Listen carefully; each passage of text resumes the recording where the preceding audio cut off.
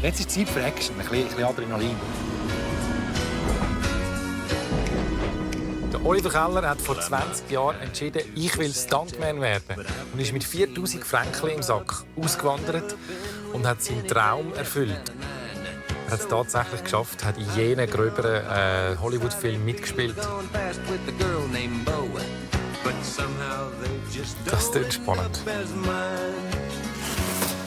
Der Beruf, die Tätigkeit des Stuntman, ich glaube, das ist etwas, das wir alle irgendwo weit hinein kennen. Man weiss, das gehört zu einer Filmproduktion da und dort dazu. Und dort aber mal richtig Einblick zu kriegen, das ist eine einmalige Gelegenheit. Durch das, dass der Herr Oliver Keller nach so vielen Jahren LA, Hollywood zurück in die Schweiz gekommen ist.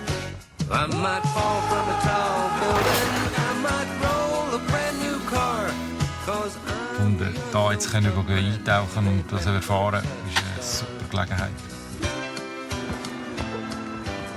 Die scheiß Kostüme immer.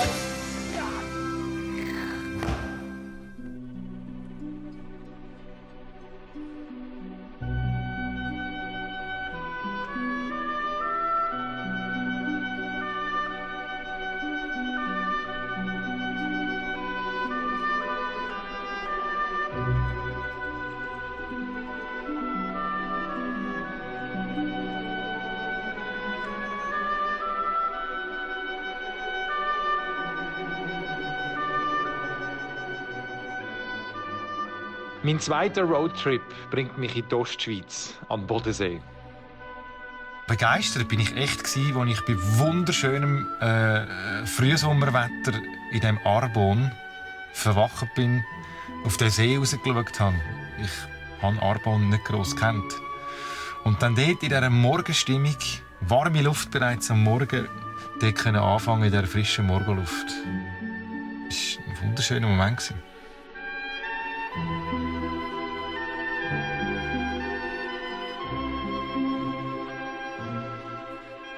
Morgen. Morgen zusammen. Hast du den Lippen? Fieberblätter. Habe ich immer wieder mal. Wo gehen wir hin heute? Der nächste Halt ist beim Oliver Keller. Stuntman. Ja. Ich bezweifle zwar ehrlich gesagt, dass er mir noch gross etwas beibringen kann. Weil ich stehe ja doch auch seit Jahren jetzt vor der Kamera und mache aus Prinzip alle Stunts. Gerne selber. Ich liebe einfach den Kick. Feuer, Stürze, Crashs, Jumps. Das ist der Hammer. Kollegen sagen mir auch, der Burg-Hart. Ich bin ein bisschen bekannt für das. Ich zeige euch jetzt gerne mal ein Müsterli. So.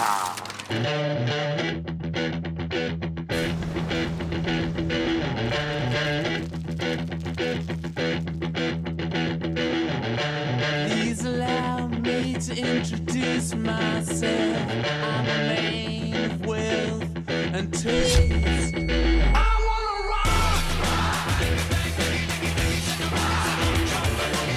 Okay, Manu. Also, folgende Challenge. Ich fahre auf einem Velo, das im Vollbrand ist, über einen Abgrund raus, 90 Grad Gefälle, darum lange Flugphase und nachher mitten durch das Flammenmeer. Okay. Das ist eine Sache für Profis. Bitte die Hause nicht nachmachen. Okay? Bist du ready? Jo, warte.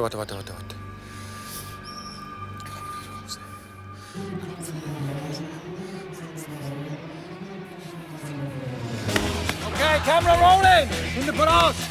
Lass mich nicht hängen! Konzentration!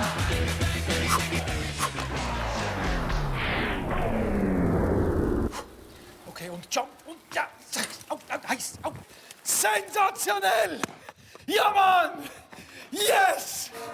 Geiles hier! Merci, Ari. Merci. Hey, Simon. Ja, Mann! Ja! Geil! So geil! Und, Manu? Absolut geiler Kick. Aber es war jetzt Champions League. Schon. Aber ich gehe jetzt gleich mal zu dem Oli Keller. Schau mal, ich meine, es wird ein bisschen Turnverein sein. Aber ich glaube, es kommt schon noch.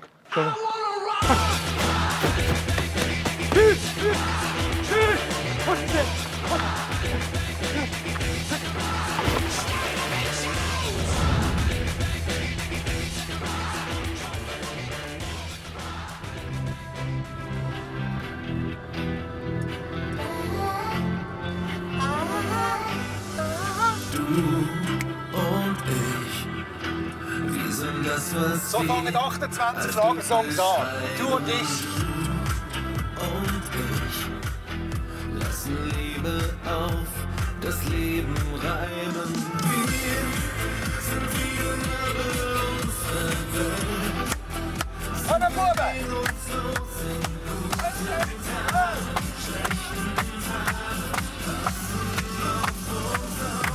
Die Liebe sind wir, alles mit dir ist wie der Grund, warum man lebt. Ja, dann hat es ein richtig schönes Ostschweizer Sightseeing-Tour gegeben. Durch meinen Ortswechsel, meine Dislozierung. Alles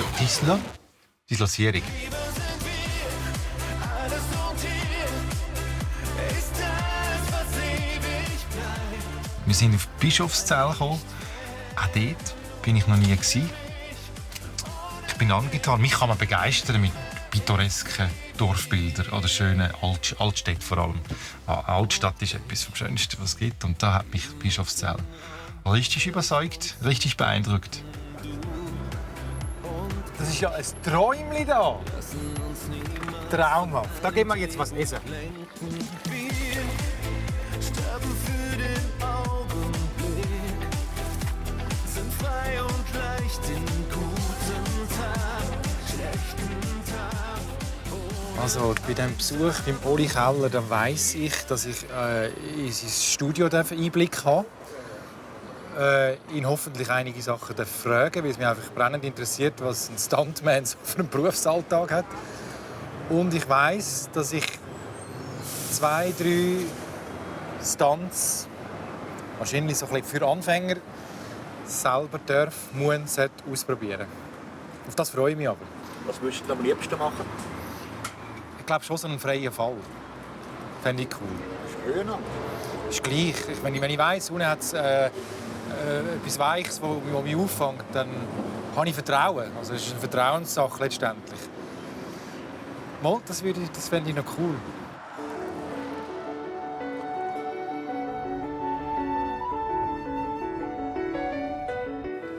Industriebürgeln. Ich habe gewusst, wir werden den Oli Keller treffen in seinem Stuntstudio. Das ist in Bürgle, in der Ostschweiz. Da, hä? Fahren wir hier vorne an, lädt hier den Laden auf, sein Garage-Tor. Und ich laufe so da rein und wow! Ah, da! Hoi, Oli, freut mich sehr. Was? Ja, danke für die Einladung. Schön. Hammer.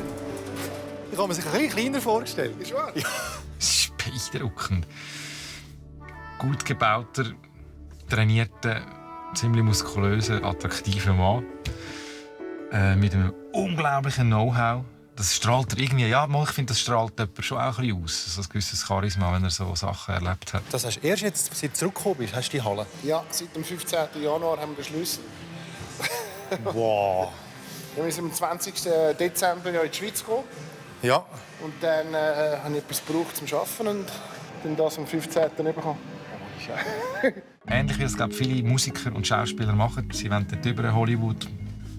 Ist er dort über und hat es geschafft. Er hat die richtigen Leute kennengelernt. Aber ich glaube am Anfang richtig unten durch. Er hat auf manchem Studioboden, auf dem harten Boden geschlafen. Und so etwas Sachen beeindrucken mich. So Menschen beeindrucken mich mit so einer Geschichte. Wir haben ein paar Sachen vorbereitet für dich. So. Ja, wir haben ein bisschen überlegt. Weißt, wir haben hier eine Höhensturzleiter, wo wir... Eine Höhensturzleiter? Ja, Höhensturzleiter. Weißt, wir haben so eine Leiter gebaut, wo man Schritt für Schritt höher und höher gehen kann. Ich auch. Und ihn jetzt hier zu erleben, in dem von ihm geschaffenen Reich hier, mit dem Erfahrungsrucksack, den er mitbringt, aus 21 Jahren LA-Erfahrung, das ist schon unfassbar beeindruckend. Viel ist ein Superhero-Film. Also praktisch 90% von Superhero-Filmen funktioniert alles mit Greenscreen und sogenannten Wires, wo die Leute umgeflogen werden und so weiter. Und ich dachte, weil du auch ein Held bist in der Schweiz, dann wir dich ein bisschen rumfliegen lassen. Geil. Oder? Jetzt halt ein bisschen Special. Aber das ist schon eng, jetzt ist schon gut. Eng ist besser. Die ziehen das Zeug so eng zu. Wow. Ohne Scheiß, so eng, hä? Ja, dann ist es schneller gegangen, als ich eigentlich gemeint habe. Ich habe kaum fertig die Kelle geschüttelt. Grüezi sagen, bin ich irgendwie an 2 Seilen gehangen. Genau. Und jetzt kannst du mal hinten liegen, wenn du kannst. Oh, krass. Ist ja stabil. Ziemlich gut Ja. balanciert, ja. Genau. Hey, ja. So gut, So geil! Jo! Jetzt sollte ich leider ein bisschen. Das ist jetzt blöd. Warte, ich hole einen Becher. Das ist quasi Batman. Ja. Und dann da mit dem elektrischen Seilzugsystem habe ich da irgendwie die ersten Drehungen durch die Luft gemacht. Ah, okay. Das hat richtig Spass gemacht.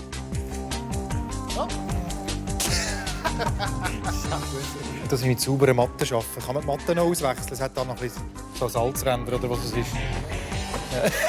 Ja, ich bin froh, wenn es Schweiß ist und nicht Blut. Das ist Blut. Ja, genau. Das hier war jetzt natürlich eine wunderschöne Gelegenheit für mich als Komiker, was ich oft lächerlich darstellen muss. Ich bin nicht eitel, aber das wäre jetzt mal so eine Gelegenheit gewesen, ein Stunt durch die Luft fliegen, spektakuläres Bild, können cool dargestellt zu werden. Zum Beispiel eine Explosion oder eine Druckwelle zieht dich hinterher und du nutzt die aus und du machst den Doppelsalto, den du jetzt gerade gemacht hast.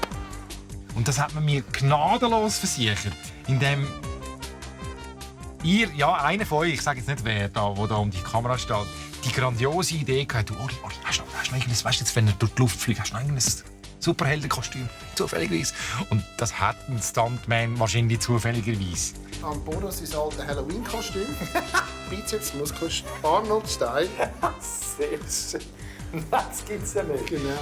Und stecken ihr mich in das, wenn es wenigstens ein qualitativ hochwertiges Kostüm gewesen wäre. Aber es war ein Lampion-Batman-Kostüm.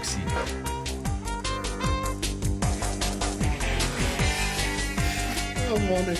Das hat wirklich bescheuerter ausgesehen als manches Divertimento-Kostüm. Das hat mir ein bisschen mega gekratzt. Kommt mir eher ein bisschen in Oststraße vor als mit Batman. Aber du, gell? Das macht man nicht alles. Sagen Sie alle, dass wir immer alles schön anhaben. Wirklich schön und eindrücklich herbeschissen. Aber das ist in die andere Richtung beschissen. Lächerlich, ich kann es nicht mehr aussehen. Aber also, komm jetzt. Simi, dein Mikrofon ist im Bild.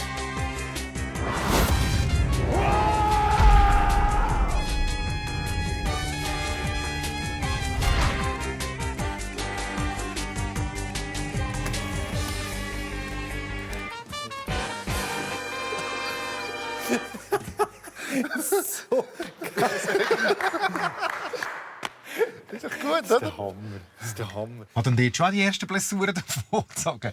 Das Seil, das dann da mal noch über den Arm gefedert ist bei einer Drehung. Und auf den Hüftknöcheln hatte ich blaue Striemen am Abend, habe ich gemerkt. Ja, also, doch, ich bin das nicht gewöhnt. Ja, da hat es mir vorher einen geschrammt. Und das ist unangenehm. Das tut weh. Man kommt sich immer noch ein bisschen memmenhaft vor, wenn man das sagt. Aber mal, das sind Schmerzen in dem Moment, wo man spürt. Aber der Kick, das Folgende gerade zu erleben mit diesen Drehungen und Sprüngen und Flügen, das lässt es dann doch. Lässt es einem ein bisschen vergessen.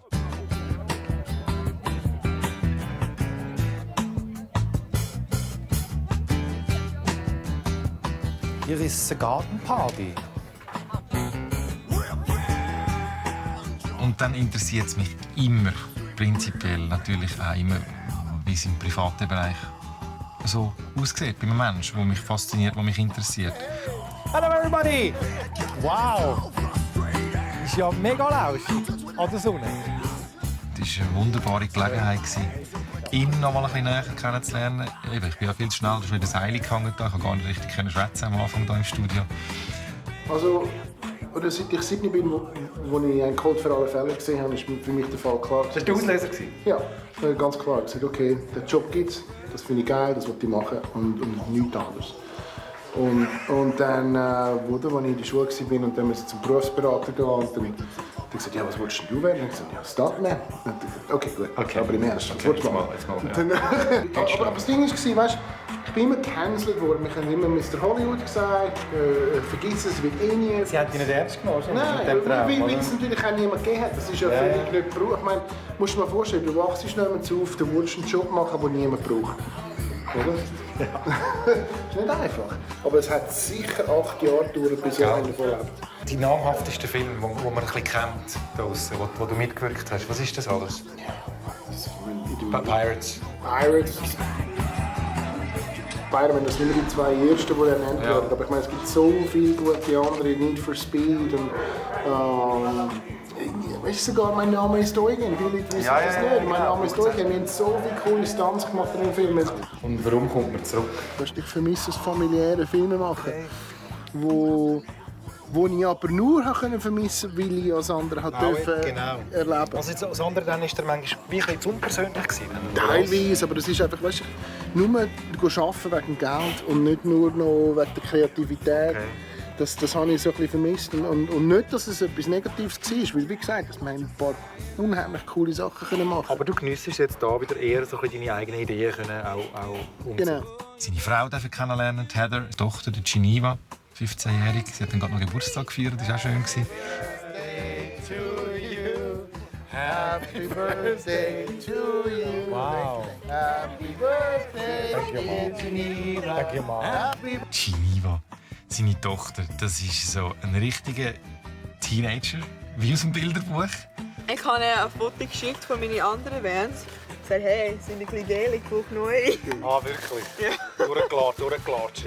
Hast du die auf der Wunschliste gehabt? Ja. Schon mit der Ausstrahlung, mit einer besonderen Ausstrahlung, so auch Prägung, einen Daddy zu haben, der nicht ganz einen herkömmlichen Beruf hat. Lieber du als ich. Das schenkt ein Standpapier der Tochter. Gutschein, um den Falschen in Pröve zu machen. Wow. Wow. Sie ist selber als Kind schon eingestiegen ins Go-Kart-Rennen fahren. Was hast du so? Frag mal einen Teenager noch schnell mal, was hast du schon so für Ideen für die Zukunft, Beruf und so? Und prompt Stuntwoman.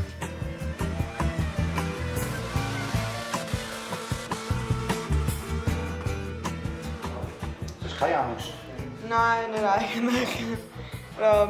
Wenn du bist mit Leuten, die wissen, was sie machen, dann ist alles gut.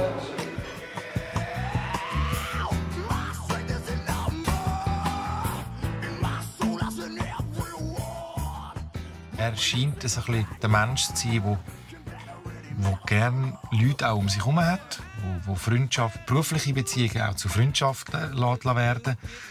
Er hat einen Australier im Team, einen Neuseeländer im Team, er hat einen Italiener, ganz frisch jetzt irgendwie. Und die schlafen, glaube ich, alle bei ihm im Haus, irgendwo auf dem Boden, auf dem Sofa.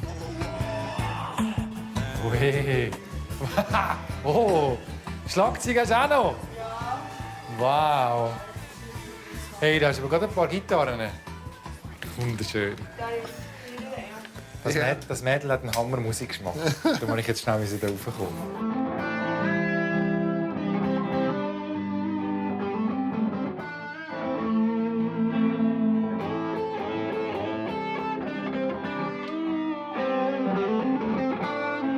Ich brauche wieder mal einen Service. Die LTD.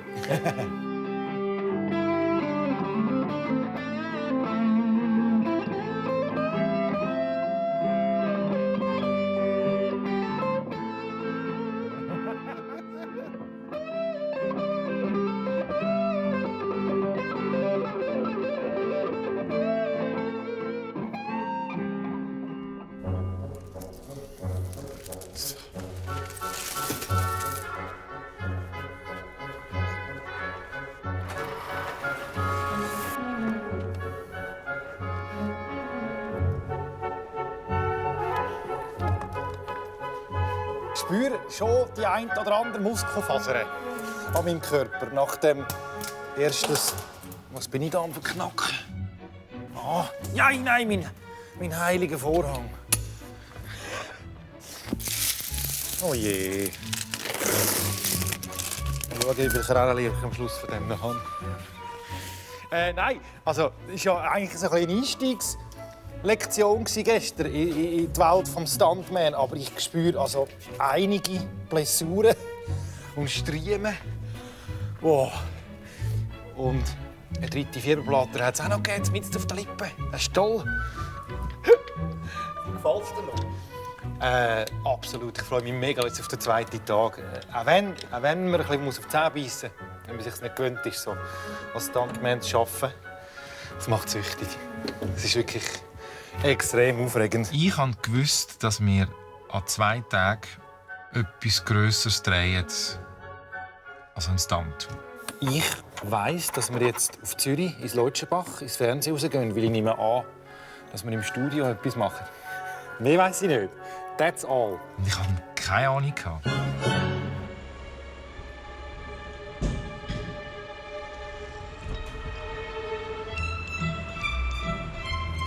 Der Oli und sein Team sind meines Wissens bereits in Zürich im Fernsehen und richten dort irgendetwas ein, machen etwas parat für Stunt-Lektion Nummer 2.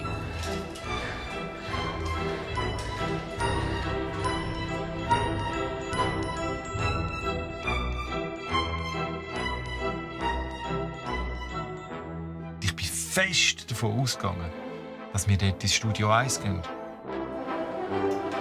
Ich habe mich dann aber schon beim Abfahren gefragt, wieso gehen wir ins Studio 1, wenn da die Halle von Oli ja viel grösser ist, als ich gedacht habe. Und das kann man doch auch da machen.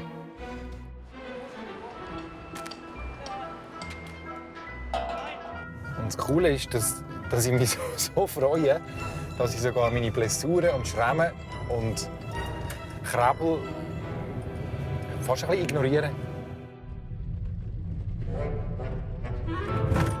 Hoppla.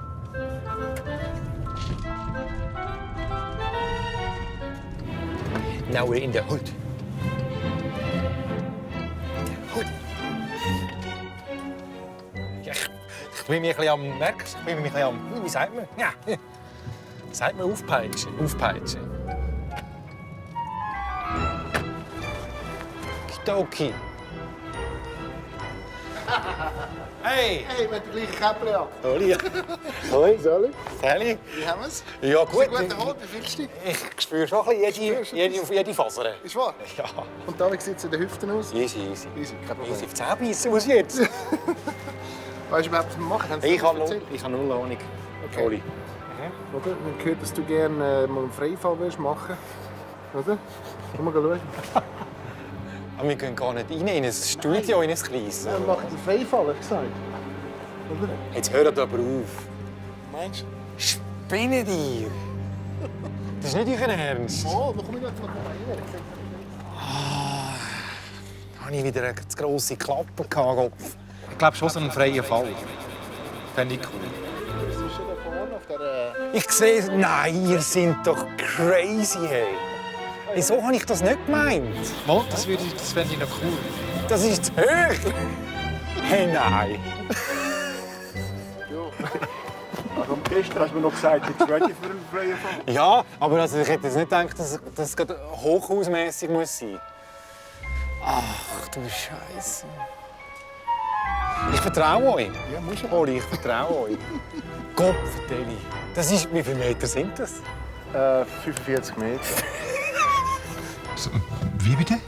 Hey, nein. Darf ich noch schnell der Familie anrufen? Ja, klar. Das WC ist auch da vorne. WC bin ich froh. Ach du meine Güte. Da hat sich schon ein bisschen alles zusammengezogen im Magen.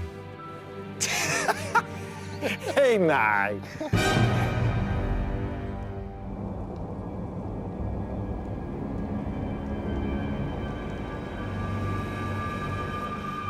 Leckt. Ja, ich kann mir es noch nicht ganz vorstellen, aber ich lasse mich jetzt flowen. Du weißt, das Beruhigende ist, es sieht immer höher aus, wenn du oben bist, als wenn du unten stehst.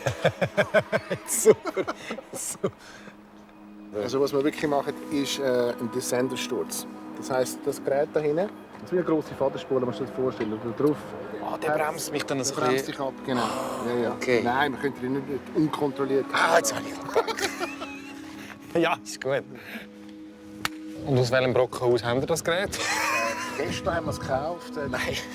Ja, nein, da gaffert, hey, mit Klebband. Nein, das ist einfach, unten durch ist schon ein massives Ding. Das ist einfach weißt, wegen der Abnutzung, damit wir die ganze Oberfläche vom Hauptding dann schonen. Das ist die sogenannte Safety Zone. Die ist recht klein, die Safety Zone dort. Ja, aber die Vergleich zum muss- Rest. Dort alles sehr kompetent. Hey, Ist gut. Schon x-mal gemacht, 2 Leute schon dran gehangen. Doch 2. Das ist jetzt doch ein bisschen heftiger, als ich gedacht habe. Das ist... Da muss ich jetzt doch mental noch schnell ein bisschen in mich gehen. Das wird nicht ganz einfach. Das ist eine andere Liga als die Einführungslektion von gestern. Kommt gut. Ja, ja. Plötzlich taucht noch am Oli seine Mami auf. Mit dem habe ich nicht gerechnet, unten dran. Und ich kann schauen, sie hat ihm, der Oli hat glaub, ein Rucksäckchen daheim vergessen. Hat sie ihm das glaub, gebracht? Scherzig, oder? Stuntman. Du Mami, ich habe den Rucksack vergessen. Wie ist das für dich als Mutter, wenn du einen Sohn hast, der so verrückte Sachen macht? Ich hatte natürlich schon viel Nervenbammel. Am Anfang war es schon schwer. Was denkst du heute darüber?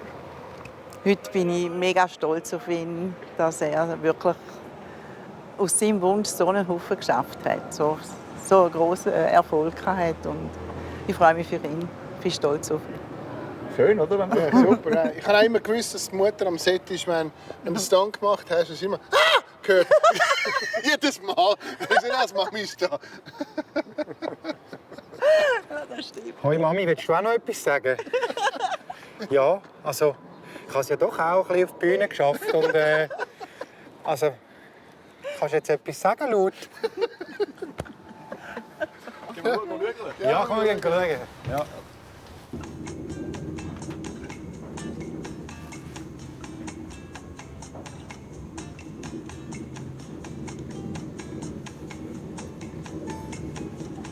Warte ein Zeitchen, ja?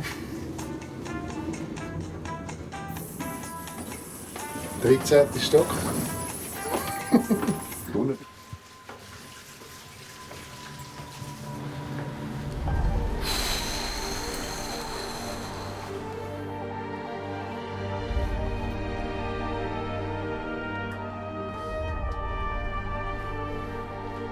So Stunts brauchen unglaublich minutiöse und halt auch zeitraubende Vorbereitung. Und das sind schwierige Stunden, das Warten. Malst du aus, was du erlebst und das ist heftig gewesen. Das Warten. Mal für den Güchsel, hä? Ja, schau jetzt.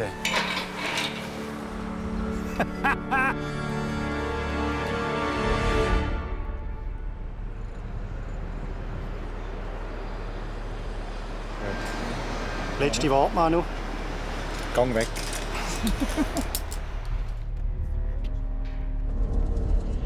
Dann habe ich eigentlich recht schnell gemerkt, dass ich am meisten Schiss habe vor dem Schritt ab dem Dach in die Hängeposition.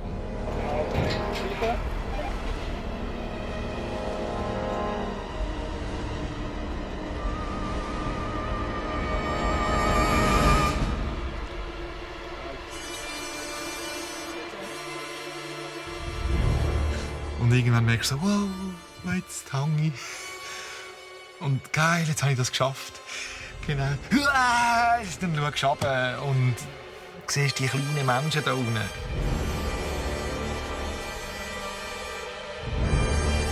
Fünf, 4, 3, 2, 1.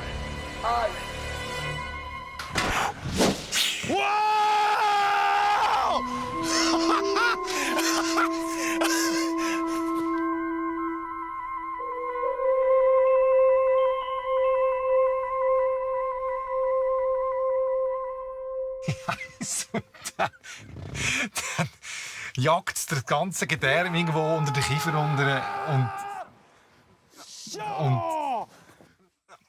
ich kann es wirklich nicht beschreiben. Yes! Also, man hat das Gefühl, es ist freier Fall. Das ist ja kein 100%iger. Leck, ist das krass. Hure gern nochmal. Nochmal. Nochmal. Einfach bitte nochmal. Wow, ist das krass. Ich kann es nicht beschreiben. Oder noch nicht.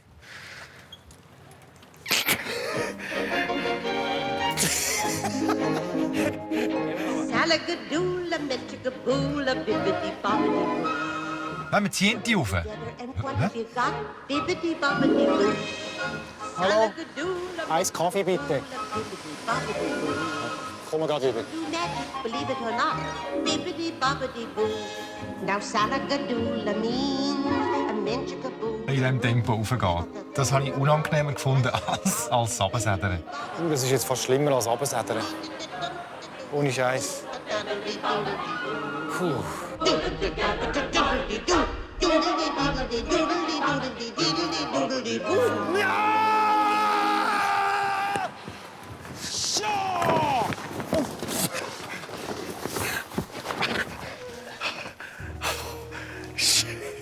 Ja, das macht süchtig. Mein Gott.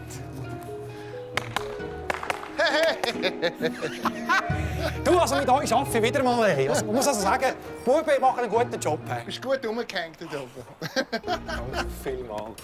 Ein Wahnsinnserlebnis. Ist wahr? Ein Wahnsinn. Man kann sich ja nur ausmalen, wenn man es noch nie gemacht hat. Das ist... Nein. Aber dann ist es wie vorüber, wenn es mal losgeht.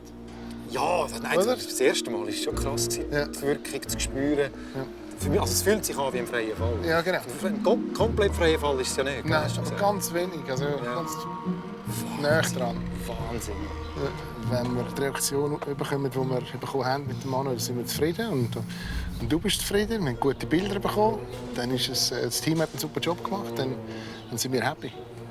Und es ist schon eindrücklich zu sehen, für so ein paar Sekunden Stunt. Der Aufwand. Ja, viel Arbeit, gell? Aufwand, Manpower, Technik. Ja. Unglaublich. Wehe, du stehst mir auf meine Finger. Erst gerade gestern die Nägel frisch gemacht.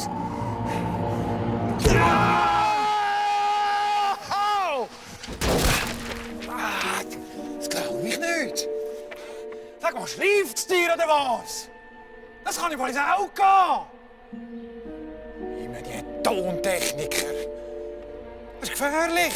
Mit dem Erlebnis im Kopf, im Herz, ein Stück weit auch, von diesem freien Fall, bin ich zufrieden in Weinfelden im Hotel übernachten. Das hat gut getan, wieder mal im Hotelbett schlafen. Und habe mich natürlich als allererstes gefragt, was für eine Steigerung wird es jetzt noch geben? Für mich ist das schon so ein bisschen der freie Fall da, das ist für meine Verhältnisse jetzt schon so recht an der oberen Grenze gewesen. Ich hatte eine gute Nacht im Hotel dort. Ich komme zurück auf meine Brunnen-Jump-Blessuren an den Knien. Ich hatte dort ein bisschen Mühe wie liegen, wegen diesen blöden Knien. Es ist schon einfach skurril, dass bei einem Brunnengump eigentlich mehr Schaden davon trägst als von einem Fall ab einem Hochhaus. Ich habe es zuerst nicht gemerkt, aber jetzt die letzten 2 Tage offene Knie, so blöd, sütternd. Unangenehm, weisst nicht wie liegen im Bett. Bist du sonst wehleidig? Ich finde nicht. Also, Moment. Es gibt Situationen, wo ich sicher schneller sage, ja, es geht nicht mehr. Aber vielleicht auch aus Vorsicht oft, dass nicht noch Schlimmeres passiert. Also ich merke das an Drehs manchmal auch. Machen wir es nochmal, ja, dann bin ich dann manchmal schon aus Vorsicht eher dafür, das nicht mehr zu machen. Und das kann dann auch eine Art von Wehleidigkeit sein. Aber sonst behaupte ich, nehme ich Blessuren schon einfach hin. Und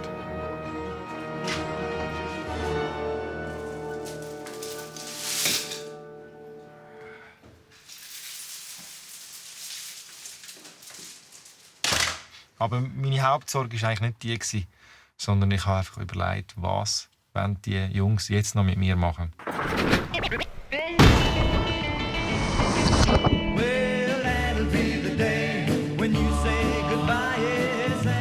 Oh, ein Kiesgrube.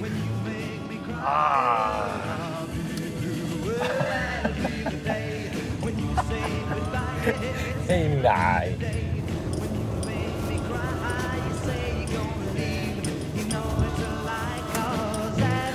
Das wieder Nein, das stimmt nicht. ein Auto und eine Rampe. Nein, ja, das habe ich nicht gedacht. Ich ahne etwas. Aber erst jetzt im letzten Moment gesehen. Ja, Hoi. Oli. Wie hast du geschlafen? Gut. Tut dir nicht weh? Nein, nur von meinem Selfmade-Stand vom Brunnen die Knie. Ein bisschen. Heute zusammen. Morgen Das miteinander. ist nicht euer Ernst. Die sind da. Ja, komm schauen. Nein. Also, ohne Dreieck. Ohne Dreieck. Hoffentlich. Es kommt auf dich drauf an. Ja, was? Ich fahre nicht selber. Ja, sicher schon. Wieso bist du echt da? Nein, ich kann doch nebendran hückeln. Das ist doch langweilig. Nein, komm. Nein. Und er sagt jetzt gerade, ich soll selber fahren. Ich habe gedacht, ich hocke vielleicht nebendran. Ich muss selber fahren? Ja, schau mal.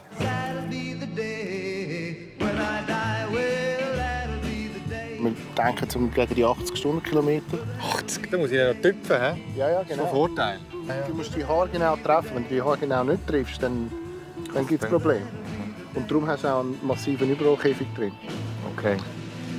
Wir werden ca. 1800 Kartonschachteln aufbauen. Das ist lieb, dass man das jetzt sagst. Ja. Nein, der Aufprall ist natürlich Ganz an anders. das, was du denkst. Ja. Stimmt, das ist ganz essentiell. Also es ist fast kein Aufschlag in dem Sinne. Es ist eine schöne Landung. Wenn du alles richtig machst, das ist wie mit vielen Sachen, es ist safe, wenn du allen Regeln alle befolgst. Genau.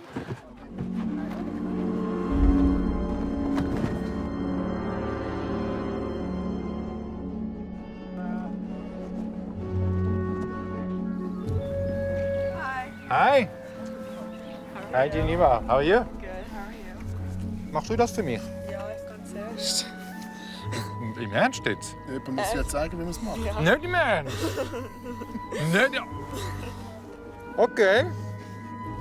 Sie zeigt es mal kurz vor. Oh, Scheiße. Hast du schon mal gemacht? Nein. Auch nicht? Nein. Welcome on board. Macht es etwas nicht nervös? Ein bisschen Kick braucht es schon, oder? So Anspannung. Ja, also nicht viel, nein. Das geht gar nicht. Das gibt's ja gar nicht. Ja, so. Ja, ich meine. Ah, du zeigst das vor. Das ist ja crazy. Wow. Lass mir einfach noch ein paar Karten und Schachteln übrig, bitte, Ja, gell? mach ich. Ist gut. Ja. Da habe ich gesehen, wie sie die Geneva dort rein pflanzen, in den Karren rein. Mit Rennanzug, Helm, Handschuhe, enges Korsett wieder. Ja, genau. Stolz aufs Grossmami bin ich heute. Und alle andere Enkel, wie du vorhin schön gesagt hast, andere Enkel gehen ins Ballett. Ihre Enkelin fährt da mit 80 über eine Rampe rein. Alles gleich machen? Ja. Ja, ich bin schon gespannt. Ja. Aber sie ist ja schon mit 3-jährigen Go-Kart-Rennen gefahren in Amerika. Die nimmt das immer völlig cool. Ganz toll.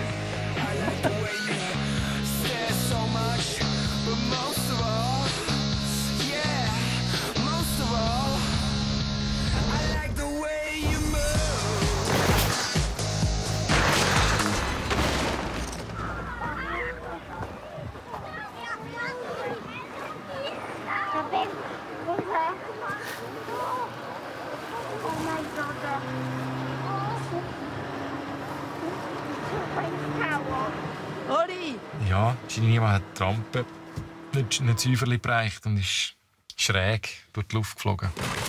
Und das war, glaube ich, für das Grossmami Ruth ein rechter Schock gewesen.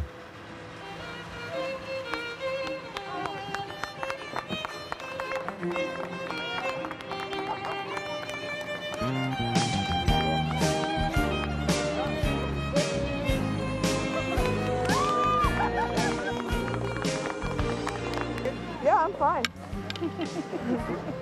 Yeah, do that again one day, or is that... Oh yeah, for sure. On fire though.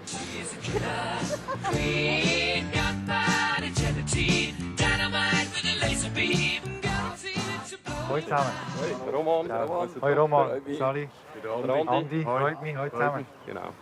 Schön sind ihr da, ich hoffe, ich brauche euch nicht. Ja, das auch. Das macht es dann auch nicht ganz viel einfacher für mich, als Laie Ruhe zu bewahren. Wenn du weißt, also ich meine, das ist ja normal. Ich nehme an, das ist das Grundsicherheitsaufgebot, das man muss stellen muss, wenn man so Sachen filmt. Aber das hat es natürlich schon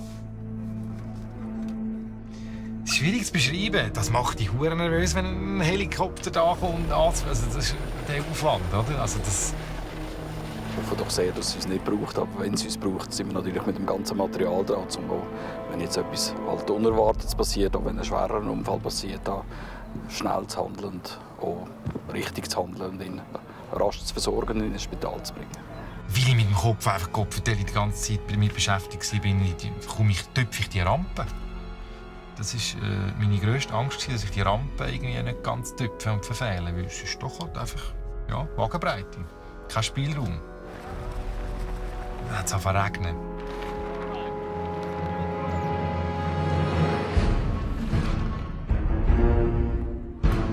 Du wirst wieder mit 18'000 Karabiner und Riemen festgeschnallt und gemacht und da. Also, darfst du zurück. Ich habe kaum auf den Asphalt gesehen. Und du weißt, du musst mit dieser Sicht die 2 Rampenspuren verwischen. Viel Spaß! Das hat mich richtig nervös gemacht.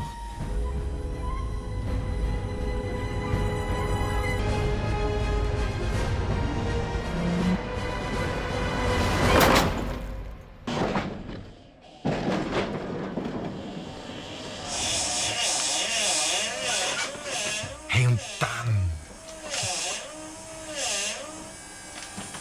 Kommen wir bitte? Und dann bin ich bös auf die Welt gekommen. Hey, und dann wird es einfach dunkel. Die Plastikplane hat das Auto mit mir drin verschluckt. Zusammengefaltet und ich bin in diesem Tuch, in dieser Plane verschwunden unter den Kisten. Gefesselt in dem Sitz. Ich kann unmöglich selber aus dem Auto aussteigen. Es hat wirklich sofort angefangen, in dem Auto stark nach Benzin zu schmecken. Das hat mich extremst beunruhigt. Kommen wir bitte? Und ich habe wirklich eine Todesangst in diesem Moment. Wirklich. So nach 20, 30 Sekunden. Und dem Schmörzeli Benzin. Ich habe an meine Kinder gedacht in diesem Moment. Ich höre einfach nicht. Es sind, glaube wirklich, ich kann mir dann draussen nachher von euch sagen lassen, es sind tatsächlich etwa 5 Minuten vergangen, bis ich wieder jemanden gehört habe oder ein bisschen Tageslicht gesehen habe. Aber es ist halt dunkel, gell? Genau, dann ist mir in den Sinn gekommen, Scheisse, ihr wegen der Blochen, oder? Ja, ja. Das habe ich jetzt gar nicht dran gedacht. Alles gut.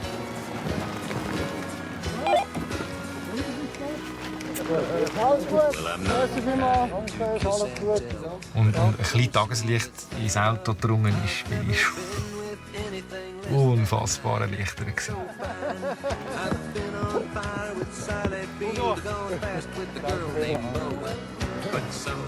Hey, danke vielmals. Ich war ein bisschen lange im Dunkeln und habe echt kurz Panik geschoben. Das ist logisch. Ich musste mich richtig konzentrieren, hey, tief schnaufen. Und dann ist mir wirklich auch erst in den Sinn gekommen. Ich meine, ohne Plachen hätte er mich ziemlich schneller rausholen können. Absolut, ja. Ich sehe plötzlich meine Schwiegereltern dort stehen. Die sind zufälligerweise in der Ostschweiz raus und haben von meiner Frau erfahren, dass ich hier in der Nähe am Drehen bin. Das sind die schauen. Unglaublich. Ich habe nur gesehen, ui, es geht nicht so weit, es macht nein.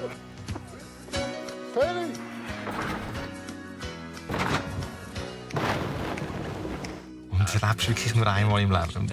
Das man kannst sagen, du bist mit so einem Karren über so eine Rampe gedonnert. Das ist schön. Ja, ich komme ein bisschen knapp. Ich werde kein Stuntman werden, das ist klar. Aber es war ein unfassbares Vergnügen, meine Neugier zu stillen und einzutauchen in so einen Stuntman-Alltag. Nächstes Mal kommst du mit. Ja. Unfassbar crazy. Ja, hey, weißt du, genieße ich das jetzt? Ich muss ein Bierchen trinken. Campingplatz Tenero, Campo Felice. Einer der bekanntesten Campingplätze in der Schweiz. Es ist natürlich nicht ein Camping, wie man es sich vorstellt. Und dort darf ich jetzt hin. Muss ich jetzt.